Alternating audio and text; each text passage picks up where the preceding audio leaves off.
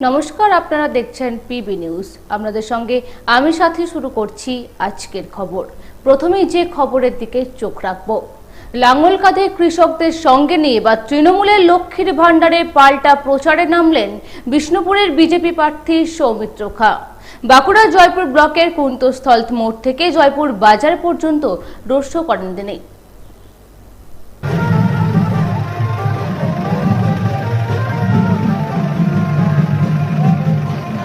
লাঙ্গল কাঁধে কৃষককে সঙ্গে নিয়ে মিছিল করে কৃষকদের প্রতি রাজ্য সরকারের বঞ্চনায় সোচ্চার হলেন বিষ্ণুপুরের বিজেপি প্রার্থী সৌমিত্র খাঁ।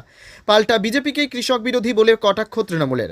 গত সপ্তাহে বাঁকুড়ার জয়পুরে লক্ষ্মীর ভাণ্ডারকে প্রচারের মূল হাতিয়ার করেছিলেন বিষ্ণুপুরের তৃণমূল প্রার্থী সুজাতা মণ্ডল। লক্ষ্মীর ভাণ্ডারের প্রতীক হিসাবে লক্ষ্মীর সাজে দুই তরুণীকে সাজিয়ে বাঁকুড়ার জয়পুরে মিছিল করেন সুজাতা মণ্ডল। সেই মিছিলের এবার পাল্টা জয়পুরে মিছিল করল বিজেপি। তৃণমূলের লক্ষ্মীর ভাণ্ডারের পাল্টা এবার প্রচারে কৃষকদের প্রতি বঞ্চনাকে হাতিয়ার করে মাঠে নামল বিজেপি। গতকাল সন্ধ্যায় বাঁকুড়ার জয়পুর ব্লকের কুম্ভস্থল মোড় থেকে জয়পুর বাজার পর্যন্ত রোড শো করেন বিষ্ণুপুরের বিজেপি প্রার্থী সৌমিত্র খাঁ। মিছিলে লাঙ্গল কাঁধে সামিল করা হয় কৃষকদের।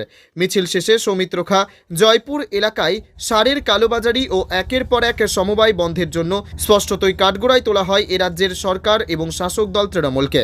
পাল্টা বিজেপিকে খোঁচা দিতে ছাড়েনি তৃণমূল।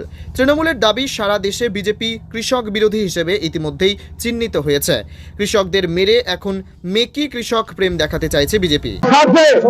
ভারতীয় জনতা পার্টি আছে, মমতা বন্দ্যোপাধ্যায় নেতৃত্বে যেভাবে পশ্চিমবঙ্গে সারের কেলেঙ্কারি করেছেন, জয়পুরে যেভাবে সমবায় দুর্নীতি হয়েছে, সেই তারই প্রতিবাদে কৃষকরা রাস্তায় নেমেছেন এবং আমরা তার সাথে আছি। ভোটের উত্তাপ কেমন? ভোটের উত্তাপ চলছে। শুধু একটা কথা বলবো, জয়পুরে সমবায় সমিতিগুলোকে শেষ করে দিয়েছে এই তৃণমূল কংগ্রেস। প্রত্যেক জায়গায় দুর্নীতি।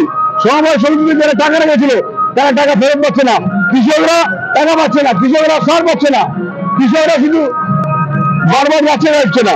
তাই আমরা আজকে কৃষকদের স্বার্থে ভারতীয় জনতা পার্টি মিছিল করেছি। আজকের এই বিপুল উচ্ছ্বাস কি করবেন?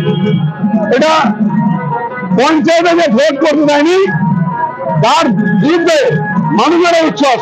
জয়পুরের জনজাগরণ করবো আজকে। পঞ্চায়েতে যে ভোট করতে দেয়নি তার ফল এই লোকসভায় মানুষ বুঝিয়ে দেবে। নিশ্চিতভাবে আমরা মানুষ নিয়ে যে মিছিল হলো তাতে আমরা 2 ঘন্টা ধরে যে মিছিল হলো তা কখনো জয়পুরে এই ধরনের ঘটনা ঘটেনি।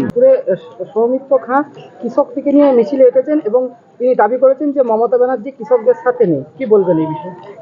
দেখুন, কৃষক মেরে কৃষক প্রেম এই বিজেপি সেম। আজকে দিল্লিতে কৃষকরা আন্দোলন করেছিল। কৃষকদের উপর মোদীর সরকার ট্রাক্টর চালিয়ে কৃষকদেরকে হত্যা করেছে। আজকে কৃষকরা প্রত্যেকটা জায়গায় মিটিং করে বলছে যে বিজেপিকে ভোট না দিতে। আজকে পাঞ্জাবের কৃষকরা মিছিল করেছে, মিটিং করেছে। আর এই সৌমিত্রকে কম কথা বলতে বলুন। আজকে ভোটের সময় এসে সারা জীবন এলাকার মানুষের পাশে থাকেনি।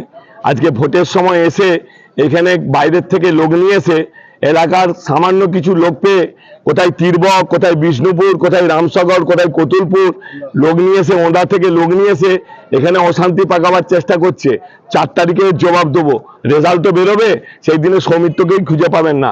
এই সবুজ আবির এখানে প্রত্যেকটা অঞ্চলে যেমন পঞ্চায়েতে উড়েছে, প্রত্যেকটা বুথে বুথে তৃণমূল কংগ্রেসের পতাকা পটপট করে উঠবে এবং উন্নয়নের নিরিখে ভোট হবে। আসুক না উন্নয়নের কথা বলতে। সৌমিত্র খাঁ 5 বছরে কি কাজ করেছে?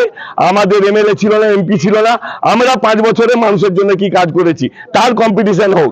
আজকে কৃষকরা রাস্তায় বসিয়ে দিয়েছে। আজকে সারের দাম কে বাড়ায়? সারের দাম আজকে কেন্দ্রের মোদী সরকার বাড়ায়। দ্রব্যমূল্য বৃদ্ধি কে করে? কেন্দ্রের সরকার করে। অশিক্ষিত কিছুই বোঝে না, জানে না, উল্টোপাল্টা কথা বলছে।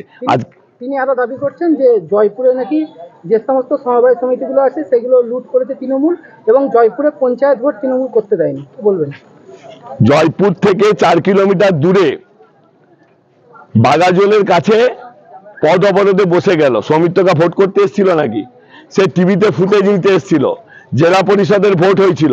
সোলদার এখানে যেখানে দাঁড়িয়ে আছে হাটতলার মানুষ জেলা পরিষদের ভোটে নিজেরা ভোট দিয়েছিল কিনা বা বিজেপি সিপিএম এর এজেন্ট ছিল কিনা এলাকার মানুষকে জিজ্ঞাসা করুন।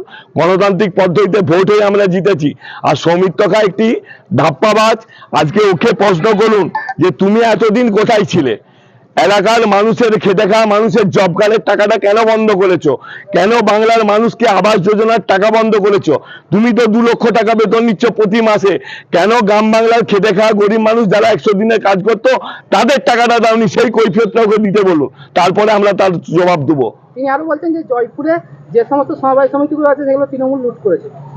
সমবায় সমিতি এখন দীর্ঘদিন বোর্ড নাই, সমবায় সমিতি কারা চালায়? স্টাফরা চালাচ্ছে। এইসব উল্টোপাল্টা কথা বলে। দীর্ঘদিন বোর্ড নাই, যারা দীর্ঘদিনের, এটা 34 বছরের সিপিএম এর আমলে যারা নিয়োগকর্তা আছেন তারা সমবায় সমিতি চালাচ্ছে। ওনাদের তো সিবিআই ইডি আছে, আজকে যারা চাকরি পেয়েছে তাদের চাকরি খাচ্ছে, আজকে ঘরে বোম ঢুকিয়ে দিচ্ছে, ঘরে টাকা ঢুকিয়ে দিচ্ছে। সিবিআই ইডিকে বাদ দিয়ে একবার এখানেও সিবিআই তদন্তটা লাগিয়ে দিতে বলুন, কোনো অসুবিধা নাই। তৃণমূলের মেরুদণ্ড সোজা আছে।